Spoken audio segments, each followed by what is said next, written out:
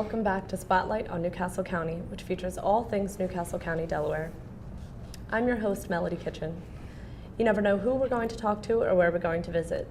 Some time ago, we brought in Newcastle County Recorder of Deeds, Michael Kozikowski, to talk about the ins and outs of his office and all of the services it provides to the citizens of Newcastle County, Delaware. Today, I'm pleased to welcome Mr. Kozikowski back to finish our conversation, focusing on the 5 points of education and the special relationship that the Recorder of Deeds has with the public safety. Welcome back, Mike. Well, you're quite welcome. Thank you, Melody, and thank you for having me on absolutely fabulous NCC TV. Well, today we're going to talk about the 5 points of education, along with a few other things. First, could you briefly recap some of the services that your office provides? Sure. The Recorder of Deeds office is the repository for all land transaction records. Corporate filings up till 1997 is a responsibility now that the state of Delaware Secretary of State's office provides the industry. And financing statements for all Newcastle County. 90% of our documents that are recorded in the Recorder of Deeds office are deeds, mortgages, assignments, and satisfactions. Our major responsibility is to receive, record, process, and deliver these important land records to the constituency and to the industry. What would you say your style of management is, and why does it work for Newcastle County? Well, when I became your Recorder of Deeds in 2002, and I say your Recorder of Deeds, is because it is your office. The citizens of Newcastle County elect the Recorder of Deeds to oversee the department. And of course, being your Recorder of Deeds since 2002, one of the things that I brought was my private sector background. And that background consisted of 35 years in 2 different career industries that I was involved in. My style is cooperational, and I do believe in treating people with dignity and respect. And not only that, but given the staff, as we adhere to the policies, not only the collective bargaining agreement of the local unions that represent Newcastle County employees, but also the policies that the government has. And this way, if we're all on the same page, my senior staff, we want to make sure that we provide those consistencies. When you treat people with dignity and respect and give them the tools they need to perform their various tasks, it produces many positive outcomes. Sure. What are some of the things that people generally call the office to inquire about? Well, the unique thing about the Recorder of Deeds office is that most of the time the general issues are, a family member passed away, do I need to record another document? Okay, well, as long as your name and the person, whether it be a husband or wife, predeceased you and your name is on the document, you really don't need to record, okay, another document. But it's entirely up to you. We are an attorney state. We're not allowed to give any legal advice. But at the same time, in essence, as long as it meets the requirements, and I review the code, that we can provide that information to the constituency, because that's not really giving legal advice. We're outlining what is pretty much in the code. Sure. I wanted to talk briefly about the Technology Fund. I know that you're recently honored by County Executive Tom Gordon and Newcastle County Chief of Police Elmer Setting for the help that you've provided the police department, namely through the Technology Fund. Can you tell us a little bit about that? Sure, Melody. I was humbled when the county executive wanted to recognize the Recorder of Deeds office for the Technology Fund. And basically, the ROD Technology Fund is for every document recorded in the Recorder of Deeds office, $1 goes to this Technology Fund.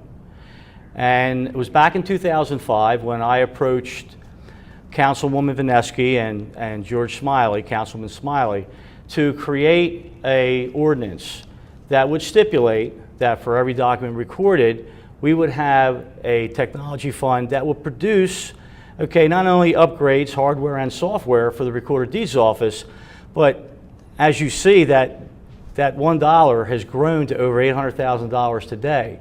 And what it's been able to do is provide the initiatives, and the 3 initiatives that public safety has implemented. The very first one was the Smart 911. And that Smart 911 provides the information that's necessary in case of an emergency. So the public safety department can contact those parties or individuals that need to be contacted in case of an emergency. The TAPS program, which is the Targeted Analytical Policing System. The Technology Fund assisted in, and that's one of the things that Colonel Setting, one of the initiatives that Colonel Setting wanted to recognize the Recorder's Office for. And of course the actual complement to the TAPS program is a new initiative called NC4 Street Smart. And basically what that program does is it'll probably be launching sometime either the latter part of 2014, December, or the first quarter of 2015. We will be the very first county on the East Coast to launch this initiative, and it provides our police department not only the improved tools, continuous improvement tools, to better target and track crime. But Melanie, let me ask you a question. Sure. It wasn't a stretch of the imagination for the Recorder of Deeds Office to see the importance of funding and help funding these types of initiatives. What happens if you reduce crime in a development over time? Property values go up. Absolutely. Property values go up. The health and safety of our constituency, with crime being reduced, it's just going to be a safer environment for all. And not only that, but that's one of the reasons why I believe that the county executive, good times and bad times, public safety is a number one priority. And that's one of the reasons why when you're thinking outside the box, our tax dollars, our taxpayers are, compared to other counties and states, okay, our taxes are pretty low. But still, these are costs. And any way that we can think outside the box to make improvements where, as this $1 technology fund has accomplished, it produces positive outcomes and is better for us all. Right. So I see that you share the sentiment that the county executive shares, that you never cut public safety, especially in the hard times. And I know that he believes that to keep morale up, you need to focus on your public safety and police departments. Absolutely, I concur. The county executive and I are, definitely on the same page, and I do realize the importance of that. And I'm just glad to see that we're able to accommodate. Sure. Now let's get into the 5 focal points of education. Can you tell us a little bit about that? Sure. When you had me on back in, when was it? A couple months ago, Hannah? Months ago. Yeah. It's actually the 4th point of my focal point of interest for business, and looking at the very first one we talked about, which is first and foremost, is customer service. Second one was continuous improvement. The third, you're looking for someone that's going to not oversee the department and look out for your tax dollars, so fiscal responsibility is our third focal point. And the last one is the educational opportunity. And I didn't have an opportunity to talk about that the last time, but I'm glad to cover it for you now. Sure. When I became a Recorder of Deeds in 2002, and when I was out there running for the office, I realized that the constituency really didn't know that much about the Recorder of Deeds Office. So I wanted to go ahead, not only engage them, but better inform and educate them. So we created a PowerPoint presentation that I would take to the senior centers and civic associations and Rotary clubs and maintenance corporations. And of course, I realized that it would take me 100 years to reach the majority of the population. So after we do the PowerPoint presentation, the second focal point is a brochure. And in the brochure, something that you would get either at these various events that I would go to, or you would, when you came to the office for a visit to access documents, we made sure the brochures are available for you to utilize, because it pretty much is another teaching aid that shows you not only what the office is all about, how your tax dollars are being spent, but how you can better utilize the services of the Recorder of Deeds Office. The third focal point is a newsletter. We wanted to make sure that we had timely information that we would send out to our primary business organizations about any current events or things that had taken place in the Recorder of Deeds Office. The fourth one is the one that's near and dearest to my heart. We actually had taken the PowerPoint presentation and we hired a video production company, approved vendor in Newcastle County, And it took us 6 months to build the script. And we came out with 4 web videos. The very first web video, the same thing as it's in the PowerPoint presentation, it actually, what it does is it's giving you the information you need about the office, pretty much what the brochure has. But it also shows you the dynamic of the office and the staff that are in the office. The second video is actually showing you how to do a simple search, accessing your information from your computer, utilizing the Recorder of Deeds imaging retrieval system. The third video is pretty much directed towards our primary business organizations. We want to show them how they could save time and money because we can't record a document that's 98% complete. So by them watching the video and correcting that issue, okay, it's saving us from having to mail the documents back to them. And of course, the last one that I found it to be, you know, the most dynamic of the 4 is that what better way to inform and educate someone, especially when it's one of the biggest investments you make in your lifetime. We actually do a mock settlement, and we have the actual narrators walking you through each of the paragraphs within the content of the deed. So you'll see at the settlement table the grantor, the grantee, and the attorney, and pretty much the explanation of what each paragraph stipulates. And of course, this is where the conveyance of title comes in. Conveyance of title is the very last paragraph in the content of your deed. It's called the being clause, and it's referring back to the previous owner. So that's how you would do a genealogical trace on ownership of property.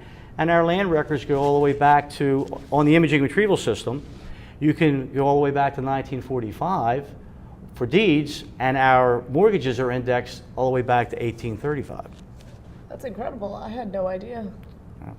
Oh, and of course, the last focal point of the educational opportunity is Junior Achievement of Delaware. I was on the board of Junior Achievement from 2005 through 2010.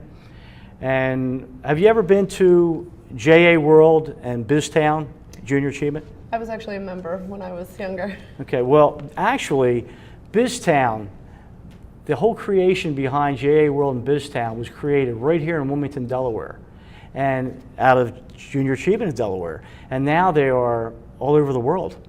And that model, what it does is it actually prepares our 4th and 5th grade students and up through high school with a world of work experience. And basically what you experience when you go to JA World and BizTown is that you're going into an actual village, okay, or city, but they call it BizTown because of its makeup. The BizTown actually has a variety of primary business organizations, and for example, law firms, lending institutions, real estate companies, Walgreens, the Eagles, car dealerships, okay, and these students are prepared. The teacher has a month to get the students ready for that one-day experience in BizTown. And give you an example, the students that selected to be in the Recorder of Deeds office, their tasks are to record all the leases of all the businesses in BizTown.